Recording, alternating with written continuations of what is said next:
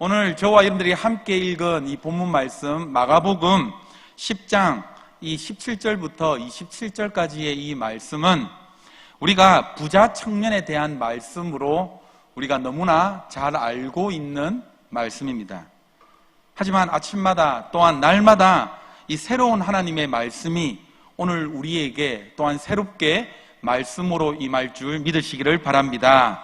오늘 제가 이 본문 말씀을 이제 본문으로 정하고 읽으면서 묵상하면서 제일 먼저 관심이 가는 것이 무엇이냐라고 하면은 과연 이 본문에서 나오는 청년이 누구냐라는 것입니다. 이 청년이 과연 누구길래 이 예수님께 찾아왔을까라는 호기심이 저 안에 들기 시작했습니다. 자, 오늘 읽은 본문 말씀에서 마가복음에서는 무엇이다라고 이야기합니까? 우리 하나하나씩 우리 한번 찾아가 봅시다. 22절 말씀을 한번 볼까요? 22절 말씀을 보니까는 이 사람에 대해서 나와 있는데 특징이 있는데 뭐라고 이야기합니까? 재물이 많다. 첫 번째 뭐라고요? 재물이 많은 부자입니다. 맞죠? 자, 20절로 가보겠습니다. 20절로 가보니까는 또한 뭐라고 나와 있습니까? 20절 말씀 한번 읽어보겠습니다. 시작. 그가 여짜오되 선생님이여 이것은 내가 어려서부터 다 지켰나이다. 계명을 모두 다 알고 지킨 사람, 그러니까 어릴 때부터 율법의 교육을 어떻게 한 사람입니까? 충실하게 교육을 받은 사람입니다. 자, 여러분들 잘 외우고 있는가 잘 봅시다. 첫 번째로는 이 청년이 어떤 사람이라고요? 부자. 두 번째로는요?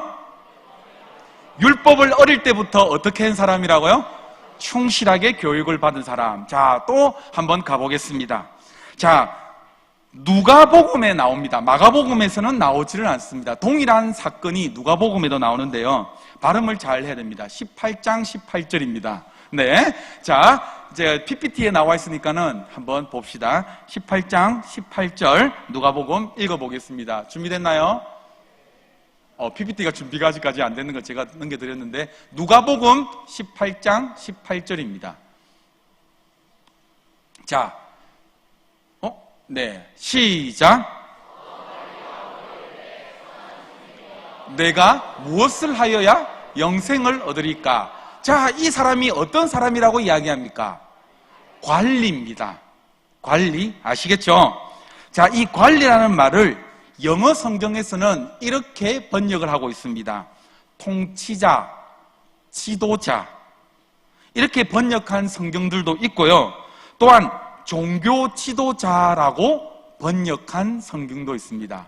자, 여러분들 점점 이제 플러스가 돼가고 있습니다. 첫 번째는 이 사람이 어떤 사람이라고요? 부자. 두 번째는 율법을 어릴 때부터 교육을 충실하게 받은 사람. 또 세 번째로는요? 관리. 예, 여러분 머리가 굉장히 좋습니다. 자, 마태복음에서도 이 사람에 대한 또한 또 추적을 해 나갈 수 있습니다. 어떤 사람인가? 마태복음 19장 20절입니다. 마태복음 19장 20절. 시작.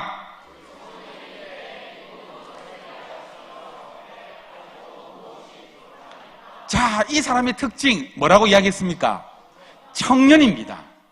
자, 네 가지의 특징이 나왔죠. 첫 번째 무엇입니까? 부자. 두 번째 율법을 어릴 때부터 교육을 잘 받은 사람. 세 번째 관리. 네 번째 예, 머리가 좋으십니다. 자, 이 네 가지의 특징을 가지고 있는 사람이 나왔습니다. 예수님 앞에 나왔습니다. 이 청년에 대한 대략적인 윤곽이 드러나기 시작했죠. 그런데 또 한 가지의 특징이 있습니다. 오늘 본문 말씀에 네, 이제 제 얼굴을 비춰줘도 됩니다. 네, 율법에도 어릴 때부터 충실히 교육을 받았고 부자이고 청년이고 관리이고 또 특징이 한 가지가 있는데 무엇이겠습니까? 예수님께 지금 무엇을 질문을 하고 있습니까? 영생에 관한 질문을 하고 있습니다. 그러니까 이 젊은 친구는 지금 영생이 무엇인지 영생에 대한 관심이 있었다라는 것이죠. 그러면 제가 역으로 질문을 드릴게요.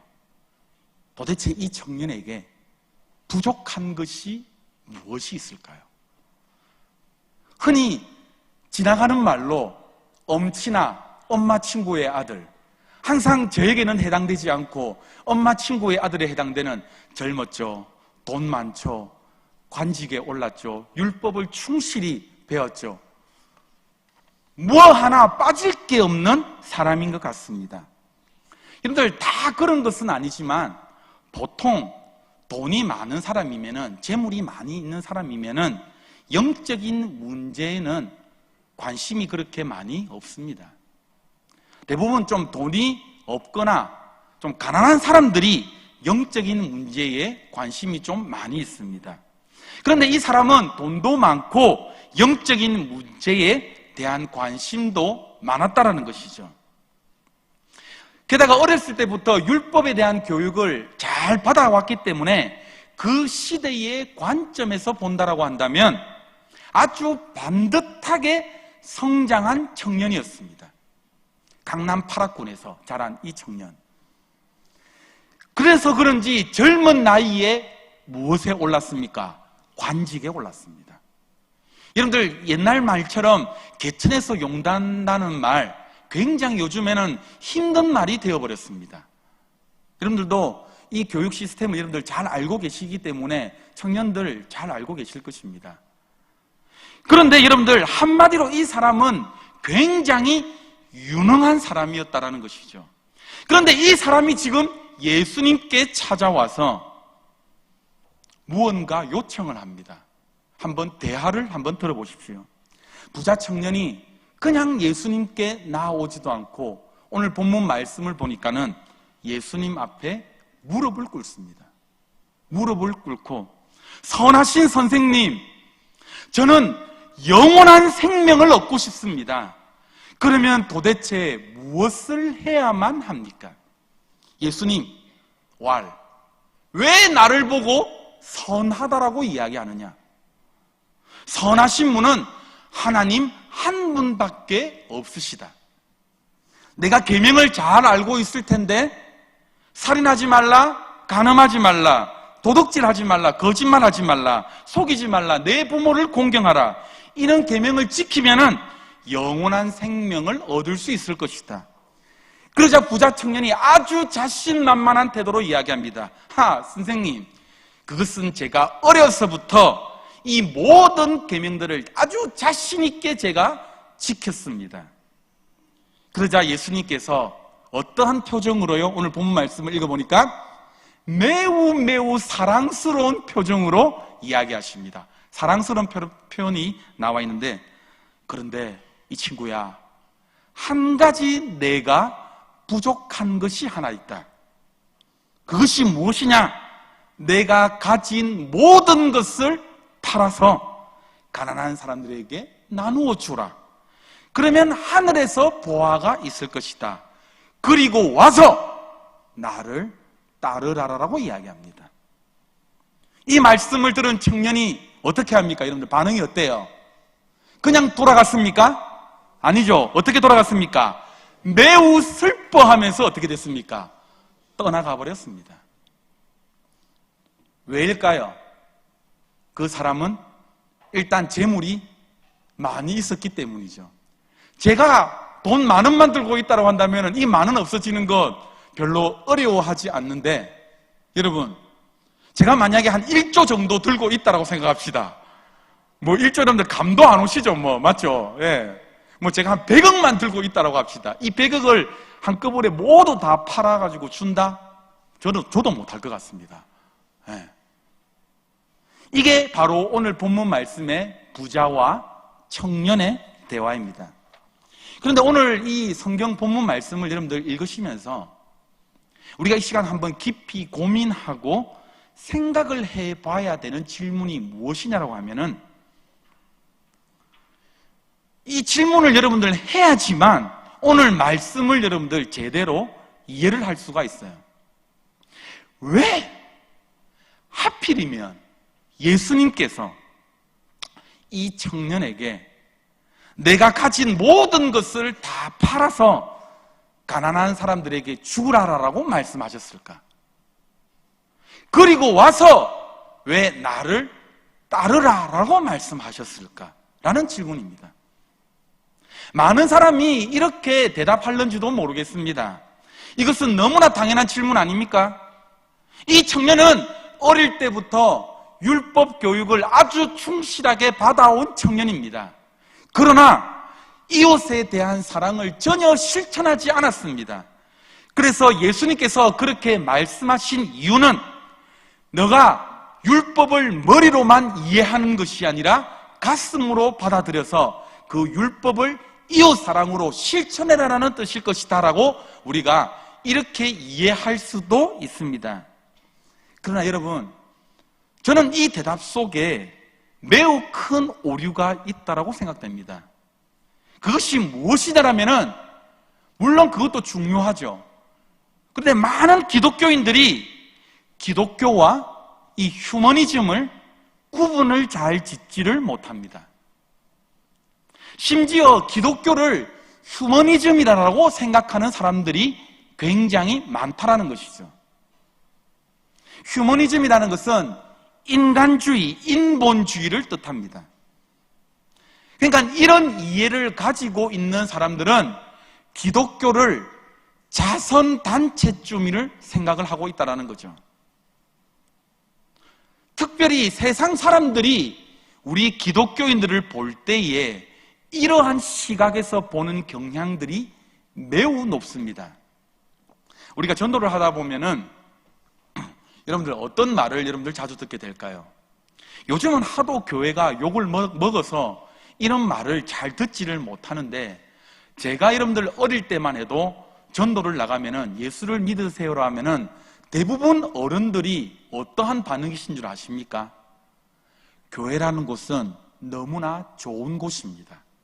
좋은 일, 참 좋은 일 많이 하죠. 참 이웃을 잘 섬기는 교회입니다. 네, 저는 못 나가도 참 좋은 말 많이 해주고요. 이웃을 잘 섬기는 교회, 우리 자식이라도 저희들이 보내겠습니다 라고 이렇게 이야기하는 경우를 종종 듣게 됩니다. 그러니까 여기 덧붙여서 교회가 지역사회를 위해서 얼마나 봉사와 헌신을 하느냐에 이 세상 사람들이 포커스와 관심을 맞춰져 있다는 것이죠.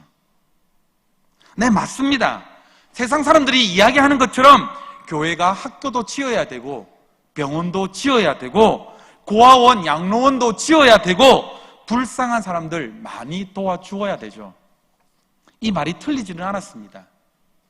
그런데 사도행전 6장 말씀에 보면은 초대교회에서 최초 7집사를 택합니다. 이거는 구제 사업을 담당할 사람들이 필요했기 때문이죠. 사도들이, 지금의 목사들이 말씀도 가르치고 구제도 하고 막 이렇게 하다 보니까는 너무 시간이 바쁘니까는 이렇게 전문적인 구제 사업을 담당할 수 있는 이 집사님을 선출하게 됩니다. 근데 하지만 오늘 이 본문 말씀에서 예수님께서 영원한 생명을 얻을 수 있는 길을 알려달라라는 이 청년의 말에 내가 가진 모든 것을 다 팔아 가난한 사람들에게 나누어 주고 나를 따르라라고 말씀을 하셨을 때에, 너에게 부족한 한 가지가 있다라고 말씀을 하셨을 때에 이웃에 대한 사랑을 실천하지 않은 것이다라는 과연 이 의미였을까요? 성경에는요, 이웃에 대한 강조를 굉장히 많이 합니다. 요한 1서 4장 20절 말씀을 한번 보시겠습니다. PPT 준비되어 있습니다. 요한 1서 4장 20절 말씀입니다. 띄워주십시오. 요한 1서 4장 20절 말씀 시작.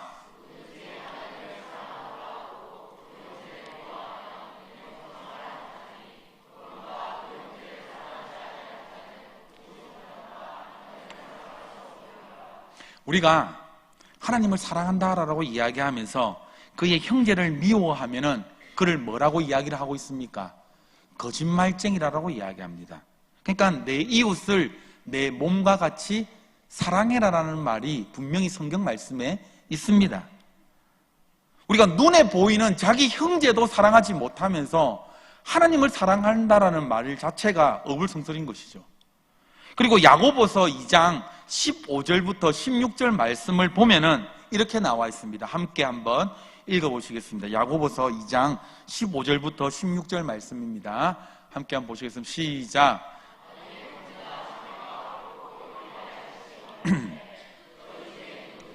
그에게 이르되 평안히 가라, 덥게 하라, 배부르게 하라 하며 그 몸에 쓸 것을 주지 아니하면 무슨 유익이 있으리요?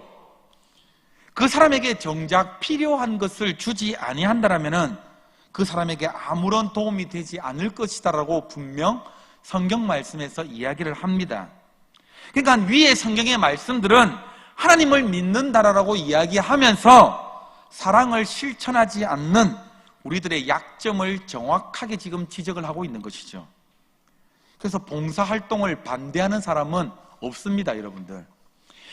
여러분들, 평소에 우리가 잘 못하는 것이니까는 교회에서 교회에 무슨 어디에 화재가 났습니다, 우리가 한번 힘껏 헌금을 합시다라면은 반대하는 사람 거의 대부분 많이 없습니다. 왜냐? 우리가 평소에 잘 못하는 것을 돕는 거니까는요. 그리고 우리가 한 가지 더 우리가 생각해 봐야 되는 것이 무엇이냐면은 우리는 부자에 대해서 막연한 거부감을 가지고 있습니다. 부자들이라고 딱 생각을 하면은 여러분들은 어떤 생각을 가지고 있습니까, 여러분들? 이기적이고 욕심이 많고 가난한 사람들에게 대해서는 사랑이 없고 또한 그 돈을 그냥 모은 것이 아니라 어떻게 모았다라고 생각이 듭니까? 부정적인 방법으로 모았다라고 대부분 그렇게 생각을 합니다. 문제는 예수님도 과연 이러한 생각을 하셨기 때문에 이 부자 청년에게 내가 가진 것을 모두 다 팔아서 가난한 사람들에게 나눠주고 나를 따르라라고 말씀하셨을까요? 사랑하는 함께하는 교회 성도 여러분, 우리가 믿는 이 기독교는요, 휴머니즘 이 이상입니다. 많은 사람들이 기독교와 이 휴머니즘을 구별하지를 않습니다. 기독교는 그냥 휴머니즘이라고 생각을 하는 거예요. 하지만 성경에 나와 있는 이 기독교, 예수님의 제자의 삶이라 해도 좋습니다. 예수님을 따르는 이 제자의 삶은 바로 이 휴머니즘 이상이라는 것이죠. 따라서 오늘 본문 성경 말씀에 나와 있는 바로 이 예수님을 따르는 제자의 삶은 바로 예수 그리스도의 정신을 실천하고 예수님을 진실하게 따르는 데에 만약 너가 방해가 되는 것이 조금이라도 있다라고 한다면 그것이 무엇이든 간에 너가 포기를 해라라는 말씀입니다. 그것이 만약 포기가 되지 않는다라고 한다면은 영원한 영생을 얻을 수가 없다라는 것이죠. 우리가 신앙생활을 할 때에 항상 우리가 갈등의 요소들이 여러분들 무엇입니까? 항상 이 경계선에서 우리가 갈등의 요소가 굉장히 많이 있습니다. 여기도 좋고 저기도 좋고, 그래서 항상 어떻습니까? 양다리를 걸칠 때가 굉장히 많다라는 것이죠. 제가 어릴 때에 조금만 엇나가고 싶어도 엇나갈 수 없는 게 뭔지 압니까? 어머님의, 아버님의 그 새벽기도 갔다 와서 그 차가운 손을 얹고 기도하는 그 기도 때문에요. 여러분들은 생각하기에 제가 굉장히 잘 놀한 것처럼 보이지만 잘 놀지를 못했습니다. 뭔가 조금 빠지려고 하면은 아버님의 기도가 생각이 나는 거예요. 아, 우리 아버지의 목회에 방해가 되겠다. 안 된다. 정신 차려야 된다. 다시 돌아오고. 여러분들도 마찬가지일 것입니다. 내가 신앙생활을 좀 더 하고 싶은데 좋은 것을 알고는 있으나 또한 이 세상의 미련은 또 둘 수 없어서 계속 어떻겠습니까? 요리 왔다가 저리 왔다가, 이게 우리 인생의 모습 아닙니까, 여러분들? 그런데 우리가 우리의 속을 한번 잘 살펴보면은 하나님을 사랑한다라고 우리가 수없이 그렇게 이야기를 하지만은 막상 한번 뒤집어 놓고 보면은 하나님보다 더 사랑하는 것이 있더라는 것입니다. 그런데 오늘 본문 말씀에서 주님은 그것을 과감하게 버리라라고 말씀합니다. 미국에 오스왈드 체인버스라는 분이 계십니다. 그런데 그가 돌아가신 지, 죽은 지 18년이 지난 후에 1935년도에 책이 하나 나왔습니다. 우리말로는 번역을 제목이 무엇이냐면은 주님은 나의 최고봉이라는 책입니다. 오늘 일부 예배 때도 제가 보니까는 우리 거꾸로 해가지고, 맞죠? 거꾸로 사는 인생, 이렇게 인생? 맞나? 인간? 해가지고 기억이 잘 안 나는데 권현동 목사님이 책을 소개를 해드렸는데 오늘 저도 책을 들고 왔습니다. 주님은 나의 최고봉이라는 이 책입니다. 이 책은요, 1년 365일간 하루하루 묵상을 할 수 있도록 이렇게 만들어 놓은 이 책입니다. 그런데요, 이 책의 제목처럼 우리의 삶이 여러분들 무엇이 되어야 된다는 것입니까? 주님이 우리의 뭐가 되어야 된다라고요? 최고봉이 되어야 된다라고요. 우리의 삶에 주님이 최고봉이 되기 위해서는 우리가 차지하고 있는 이 모든 것들을 다 어떻게 해야 됩니까? 하나씩 하나씩 내려놓는 연습을 해야 돼요. 이게 주님이 부르실 그날까지 우리가 계속해서 싸워야 될 싸움입니다. 그런데 제가 12월 20일자를 제가 묵상 말씀을 제가 한번 읽어드리겠습니다. 만일 인간이 필요로 하는 것이 고작 동정이라고 한다면 십자가의 그리스도는 아무 의미 없는 불필요한 일일 것이다. 세상이 원하는 것은 약간의 사랑이 아니라 대수술이다.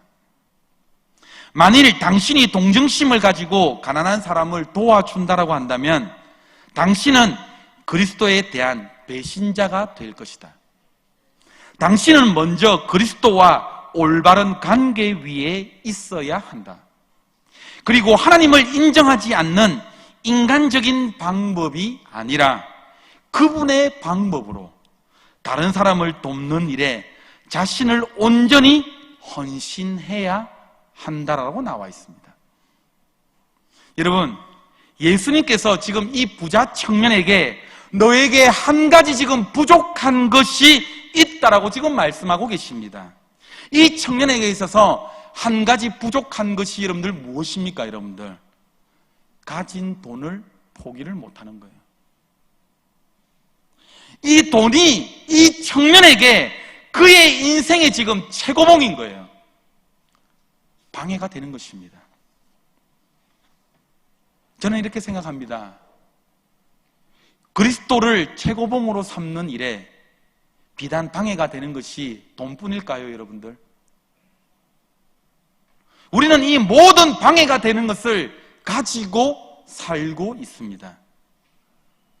그런데 여러분, 이것이 나에게 소중하고 필요한 줄만 알고 있지, 이것이 그리스도를 나의 인생의 최고봉으로 삼는 일에 방해가 되고 있다는 이 사실을 여러분들 모르고 있다는 거예요. 어떤 사람에게는 그것이 돈일 수도 있어요. 어떤 사람에게는 그것이 추구하는 명예가 될 수도 있어요. 어떤 사람에게는 자식이 될 수가 있어요. 어떤 사람에게는 쾌락과 즐거움이 여러분들 될 수가 있습니다. 저는 이 설교를 준비하다가 무엇이 그러면은 나의 인생에 있어서 가장 장애물이 될까? 저는 청년 시절에서는 저는 돈이었던 것 같아요. 제가 여러분들에게 간증을 했듯이 저는 목회자의 자녀로 자랐기 때문에 항상 돈에 대한 컴플렉스가 있었어요. 초등학교 4학년 때 아버지께서 선언을 하시면서 이 모든 땅과 건물이 우리 집안이 아닐 것이다 라고 이야기하시는 순간 모든 제 꿈은 사라져 버렸으니까는요. 너에게 물려줄 재산이 없다라고 이야기하시는 그 순간 제 모든 제가 가졌던 꿈과 희망이 다 사라진 순간이었습니다. 그래서 중고등학교 때부터 제가 대학 시절까지 안 해본 아르바이트가 없습니다. 정말로 돈을 모으기 위해서. 그런데 제가 DTS 훈련을 받고 제가 인생에서 숱한 어려움을 겪으면서 돈에 대한 문제는 좀 해결이 된 것 같아요. 돈에 대한 훈련을 다루시면서요. 그런데 지금 제가 곰곰이 생각을 해보니까는 제게 지금 당면한 과제는 자식인 것 같아요. 저희 부모님이 사역을 하다가 보니까는 별로 교류가 많이 없었어요. 내 집에 혼자 있고 부모님은 신방하러 다니시고 항상 누나랑 혼자 저희 남겨져 있는 모습이 사실 쓸쓸해서 그래서 지금도 저는 시간이 날 때마다 자녀들과 함께 하려고 그렇게 하는데 물론 함께 해야죠. 그런데 순간순간마다 제 안에 드는 생각이 뭐냐면은 자식에게 너무 또 빠지는 거 아닌가 이런 생각이 순간순간 올라올 때가 굉장히 많이 있습니다. 여러분들 나름대로 한 가지씩 이 부자 청년이 매우 근심하며 돌아갔던 그 문제들을 아마 한 가지 이상씩은 다 가지고 있을 것이다라고 저도 생각이 듭니다. 그런데 이 부자 청년이 어떻습니까? 결국에는요, 그리스도를 따르는 일을 여러분들 어떻게 했습니까? 포기를 했습니다.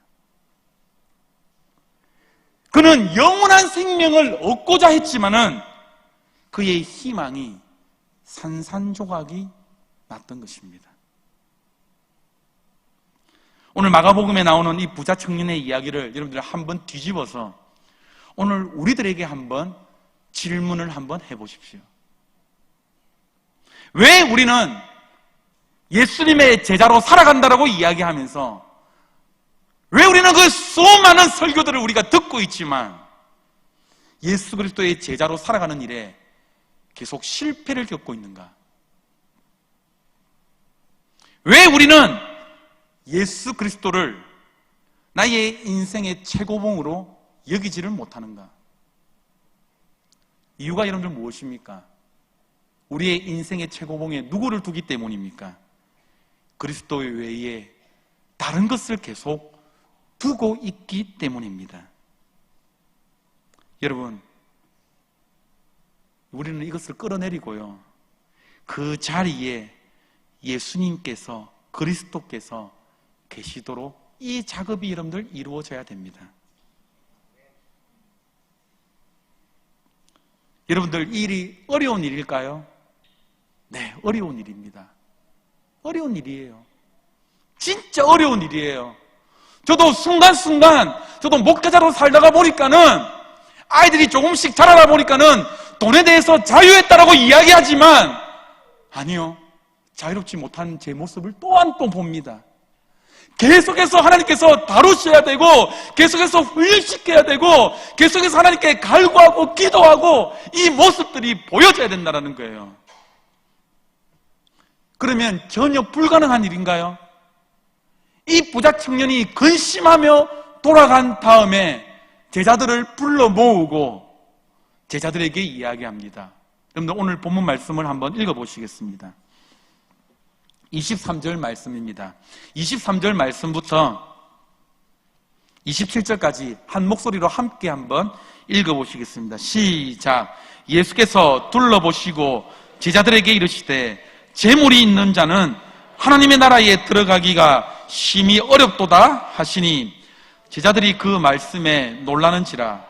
예수께서 다시 대답하여 이르시되 얘들아, 하나님의 나라에 들어가기가 얼마나 어려운지 낙타가 바늘기로 나아가는 것이 부자가 하나님의 나라에 들어가는 것보다 쉬우니라 하시니 제자들이 매우 놀라 서로 말하되 그런즉 누가 구원을 얻을 수 있는가 하니 예수께서 그들을 보시며 이르시되 사람으로서는 할 수 없으되 하나님으로는 그렇지 아니하니 하나님으로는 다 하실 수 있느니라. 여러분, 천국에 들어가는 것이 어렵다라고 합니까? 쉽다라고 합니까? 어려워요. 예수님의 제자로 사는 삶이 정말로 어렵습니다. 마치 낙타가 바늘기에 들어가는 것처럼 정말로 불가능한 것처럼 보입니다. 그러나 예수님의 그 마지막 대답이 아주 기가 막힙니다. 어떻게 그러면 구원을 받을 수 있습니까? 라는 그 대답에, 그 질문 앞에 예수님께서 뭐라고 이야기합니까? 그래, 사람으로서는 할 수가 없다. 그런데 누가 하실 수가 있더라고요? 하나님으로서는 할 수가 있더라고요. 여러분, 말씀을 맺겠습니다. 여러분들 마음의 문을 열고 귀를 열어서 예수님께서 하신 말씀을 오늘 귀담아 들으시기를 바랍니다. 사람은 할 수가 없다. 그러나 누구든 할 수가 있더라고요. 하나님으로서는 할 수가 있다. 하나님께서는 모든 것이 가능하다라고 합니다. 예수 그리스도의 장성한 분량까지 자라나는 것, 낙타가 바늘기로 들어가는 것처럼 정말로 힘든 싸움입니다. 내 혼자 하려고 하면은 될 수가 없는 싸움이에요. 주님을 최고봉으로 모시는 그 싸움은 내 힘으로는 할 수가 없습니다. 누가 함께 하셔야 됩니까? 하나님께서, 성령님께서 함께 하셔야만 이 일이 가능한 것입니다. 그렇기 때문에 오늘도 저와 여러분들이 이 예배 앞에, 기도의 자리 앞에 무릎을 꿇고 주님 불쌍히 여겨주십시오, 주님 도와주십시오라는 기도가 나와야 되는 거예요. 예수님의 제자가 된다라는 것, 여러분들 특별한 거 아니에요. 그냥 교회에 다니는 사람이 아니라 바로 예수 믿는 사람이 되어야 되는 거예요. 요즘 사람들요, 교회 다니는 사람 별로 좋아하지 않습니다. 현대인들이, 세상 사람들이 우리에게 요구하는 것이 여러분들 무엇인 줄 압니까? 바로 예수 믿는 사람들입니다. 이제 오늘부터 또 지난주부터 전도축제에 또 발대식을 또 하려고 전도부가 모이고 오늘 또 모여서 회의하는데, 가장 좋은 여러분들 전도 방법이 무엇인 줄 압니까? 안 믿는 사람들이 요즘 마태복음 묵상하면서 계속 이야기하잖아요. 우리의 삶을 보는 거예요. 소금과 빛의 사명, 등대처럼 우리의 삶을 계속해서 그들에게 비춰주는 거예요. 함께하는 교님은 뭔가 좀 다르다. 예수 믿는 사람은 뭔가 좀 특별하구나. 이것을 세상 사람들에게 보여줘야 되는 것입니다. 절대 교회 다니는 사람이 되지 마시고 예수 믿는 사람이 되시기를 주님의 이름으로 축복드립니다. 그러면 어떻게 하면 예수 믿는 사람이 될까요?